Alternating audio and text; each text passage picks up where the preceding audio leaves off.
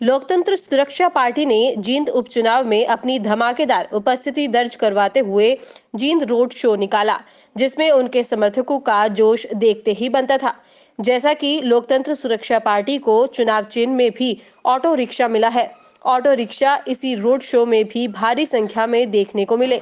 लोकतंत्र सुरक्षा पार्टी के समर्थक बेहद जोश में राजकुमार सैनी जिंदाबाद, जीतेगा भाई जीतेगा, ऑटो वाला जीतेगा के नारे लगा रहे थे। इस दौरान लोकतंत्र सुरक्षा पार्टी के समर्थकों ने डोर टू डोर जाकर वोटों की अपील की। जैसे जैसे जींद का चुनाव नजदीक आता जा रहा है, वैसे वैसे सभी पार्टियां अपने प्रचार प्रसार को गति दे रही हैं ताकि विजय बन सके। देश का जो पैसा अनावश्यक तौर पर लुटाया जा रहा है, ये किसानों के काम आ सकता है और मजदूर की दिहाड़ी दोगुनी हो जाएगी। आधे पैसे सरकार दे रही है, आधे पैसे किसान दे देगा, जिससे 65% आबादी काम के साथ जुड़ जाएगी। इसमें सबसे ज्यादा तो किसान उसी समाज के लोग बोल रहे हैं, अपने आप को किसान बतावा, हम दो हमारे दो। ये मैंने जो जितने भी बात कही तो जो है ना, उस सारे विषय को लेकर के ये सारी बातें मैंने रखी।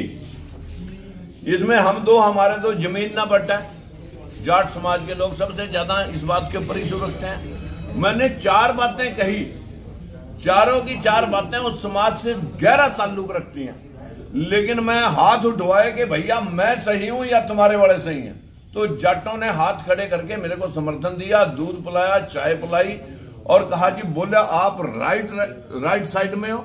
जो हमारे लोग राजनीति के भूखे हमारे को बहका रहे हैं, हम उनको औकात दिखाएंगे, ये तो जाट समाज के लोगों ने कहा। लेकिन फिर भी जो लोग रूढ़िवादी हैं, नेताओं के चमचे कड़छे बने पड़े हैं, उनको कौन समझाए। लाख करोड़ की दामी लगाएं, ये दामियां अगर राजकुमार सैनी को देखनी होती तो जिंदल जैसे व्यक्ति को हराने के बाद 8 महीने बाद ही वो लोगों के लिए सड़क के ऊपर ना भटकता।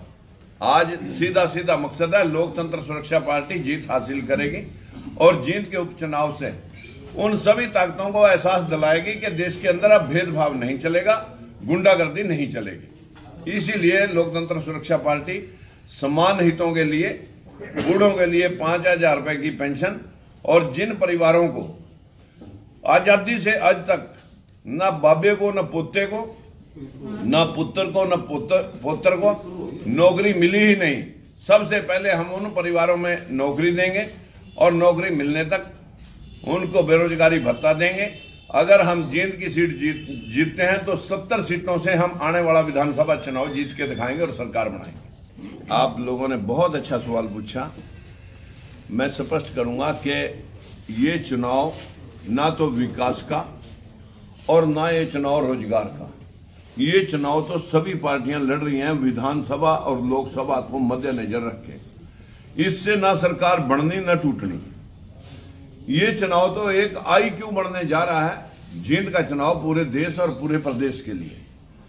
अगर जनता ने मुझे जिताया, मैं 70 सीटों से विधानसभा में पहुंचूंगा, तब जींद को अपना पैतृक जिला बनाऊंगा और यहां पर जो गंदगी, जो होम मिनिस्टर रहे प्रदेश में, जो आज सेंटर के अंदर इंडस्ट्री मिनिस्टर बने बैठे हैं और स्टील इंडस्ट्री के इंचार्ज हैं, चाहते तो यहां 2 इंडस्ट्रियां स्थापित करते, लेकिन कुछ किया तो है ही नहीं। यहां तो चारों ओर सड़कें गड्ढों में और गंदगी का आलम, और बेरोजगारों में 21 जिलों में सबसे पिछड़ा हुआ जिला अगर कोई है वो जींद है।